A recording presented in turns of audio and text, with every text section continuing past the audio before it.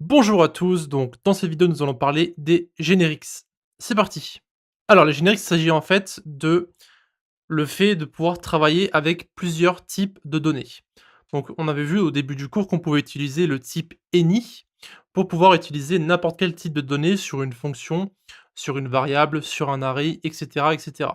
On avait vu aussi qu'on pouvait mettre plusieurs types de données, donc on pouvait mettre par exemple avec un trait entre les deux number et booléen, etc. etc.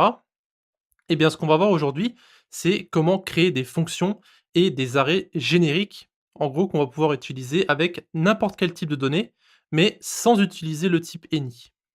Donc, en gros, ce qui va se passer, c'est que si on utilise le type any, on a en fait une perte d'informations sur le type qui est renvoyé. On ne saura pas quel type sera renvoyé si on n'a pas une vue directe sur cette variable. Donc, si par exemple, on renvoie un type number, on a vu que ça sera directement appliqué sur notre fonction, donc on sait que la fonction doit renvoyer un type nombre si on peut voir cette fonction.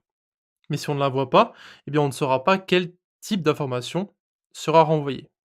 Et bien donc ici, ce que ça va permettre de faire, c'est donc d'utiliser un composant plusieurs fois et il sera donc réutilisable. Donc on pourra utiliser une fonction pour renvoyer soit un nombre, soit une variable, soit un booléen, etc. etc. Donc c'est ça qu'on va voir maintenant. Alors vous allez voir que c'est extrêmement simple. Donc voici le code qu'on va utiliser aujourd'hui. Alors, on a d'abord notre fonction générique, donc c'est celle qu'on avait vue au début du cours, avec le type any sur notre argument, donc le data qui sera de type any, donc on pourra renvoyer ce qu'on veut, on pourra envoyer une chaîne de caractères, un nombre et un booléen, comme on a vu juste en dessous avec le console log. Et en dessous, c'est en fait le fameux générique dont je vous parlais. Vous mettez en fait entre crochets un T en majuscule et le T aussi en majuscule sur votre argument.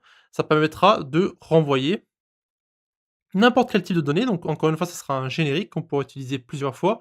Et ensuite, sur notre console log, sur notre fonction, il suffit simplement de spécifier le type qu'on veut renvoyer.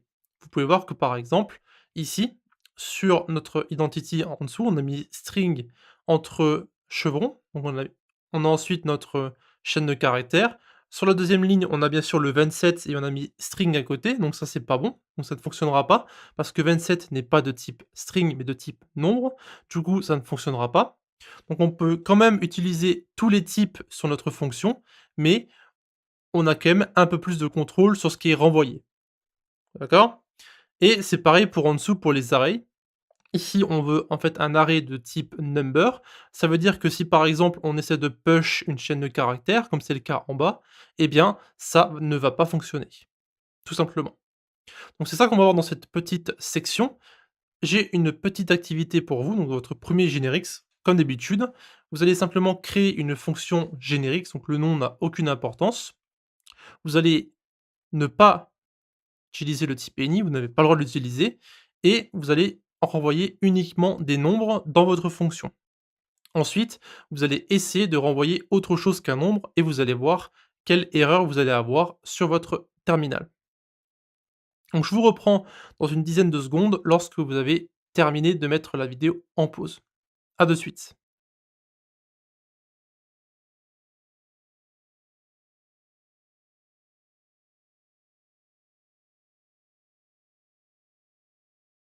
OK, alors de retour dans notre éditeur ici, j'ai encore une fois un projet très simple. J'ai un package.json avec Node, un tsconfig qui va en fait rediriger notre fichier JavaScript dans le dist, comme d'habitude. Et j'ai donc mon dossier dist et mon dossier src avec un fichier main.ts et un fichier main.js ici. Donc ce qu'on va faire, c'est qu'on va commencer par lancer le tsc-w dans le premier terminal, comme on avait déjà vu. Et ensuite, on va ouvrir un nouveau terminal ici en appuyant sur le plus. Et donc c'est ici qu'on va taper le npm start pour pouvoir lancer notre fichier avec Node, tout simplement. Donc comme on a fait dans la section précédente.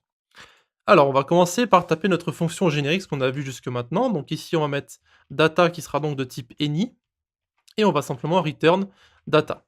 Et donc ici on avait vu qu'on peut renvoyer en fait n'importe quel type de données, donc dans notre console.log. Donc ici si on met générique et qu'on met à l'intérieur une chaîne de caractères. Ou par exemple, alors ici je veux copier-coller évidemment, comme d'habitude. Ici, je vais enlever les accolades, je vais mettre 27 et ici je vais mettre un trou. Donc ici nous avons plusieurs types. Nous avons une chaîne de caractères, nous avons un nombre et nous avons un booléen. D'accord? Donc tout ça fonctionne puisque notre data ici est de type any. Cependant, comme je vous l'ai dit, nous n'avons aucun contrôle et aucune information sur ce qui est renvoyé. Donc si on ne voyait pas ces différents types, on ne saurait pas de quel type ils sont. Parce qu'ici, vous pouvez voir, si on met notre souris sur Alex par exemple, ou sur Generix, vous pouvez voir que les types sont les données pardon, sont de type any. Donc si on lance maintenant ici npm start, vous pouvez voir que nous avons Alex, 27 et true. Donc nous n'avons aucun changement. Je vais mettre une petite séparation ici pour que vous puissiez voir la différence. Donc ici, je vais mettre plusieurs tirets. Voilà. Et maintenant, on va passer justement au Generix. Alors, on va créer une nouvelle fonction qu'on va appeler identity, par exemple. Donc ici, je vous ai dit qu'il fallait mettre un T majuscule entre chevrons, comme ceci, et ensuite le data avec le type T que nous avons mis juste avant. Et donc ici, ce qui va se passer, c'est qu'on return notre data toujours. Donc c'est en fait le même format que ce que nous avons au-dessus. Mais par contre, lorsque nous allons créer nos consoles log ici, donc console.log, alors identity, et ici on peut mettre donc entre chevrons le type qu'on veut utiliser. Donc on va mettre par exemple string, d'accord? Et ici on va mettre ensuite Alex. Et donc ici vous pouvez voir que si on met notre souris sur notre fonction, nous avons ici un data qui sera de type string et qui va renvoyer un type string. Pas comme c'était le cas ici lorsque nous avons un data any qui va renvoyer un type any. Ici nous savons que nous renvoyons un type string. Et on peut renvoyer plusieurs types comme ça, hein. On peut mettre par exemple ici number, d'accord? Et donc ici vous pouvez voir que si on met pas un nombre, nous avons une erreur, parce qu'on ne peut pas assigner une chaîne de caractères sur un nombre. Et donc ici, si on met 27 par exemple, vous pouvez voir que ça fonctionne comme nous le voulons. Et donc si je remets ici string, vous pouvez voir que nous avons bien une erreur qui dit qu'on ne peut pas utiliser un type nombre sur string. Donc je vais mettre nombre ici, je vais copier et je vais mettre boolean ici cette fois-ci. Et donc au lieu de mettre 27, qui est un type nombre, je vais mettre un booléen, par exemple false. Donc ici, vous pouvez voir que nous n'avons pas d'erreur. Donc si j'essaie de lancer tout ça dans mon terminal, vous pouvez voir qu'ici nous avons bien Alex 27 false, comme ce que j'ai mis ici. Et donc en ce qui concerne les arrêts, pareil, vous pouvez utiliser ce qu'on vient de voir sur les arrêts, donc ce qui est directement créé à l'intérieur des arrêts. Donc ici arrêt donc de type number, voilà. Et ici on met donc égal, alors c'est pas égal du coup ici, c'est un double point, parce que c'est un type array qui sera de type nombre, et donc ensuite on met simplement 1, 5 et 2, par exemple, et ici nous avons un array avec que des nombres à l'intérieur. Si on essaie de mettre une chaîne de caractères, vous pouvez voir que nous avons une erreur ici qui va dire que on ne peut pas utiliser une chaîne de caractères à l'intérieur d'un array avec uniquement des nombres. Donc si on enlève ça, et qu'on essaie de faire par exemple un push pour ajouter une nouvelle valeur, on met .push 6 ici, vous pouvez voir que ça fonctionne bien comme nous le voulons, mais par contre, si on essaie de push autre chose, comme par exemple un booléen, vous pouvez voir que ça ne fonctionne pas, ou alors par exemple une chaîne de caractères, ça ne fonctionne pas non plus. Parce qu'on ne peut pas utiliser un type nombre sur un type chaîne de caractères, pardon, sur un array de type nombre. Voilà. Donc c'est plus ou moins simple à comprendre. Donc ici, ça je vais le commenter parce qu'autrement on ne pourra pas fonctionner comme on veut. Donc ce sera plus ou moins tout pour l'introduction des génériques. Donc on va voir encore quelques petites fonctionnalités qui sont un peu plus avancées avec les génériques et ensuite on passera aux décorateurs.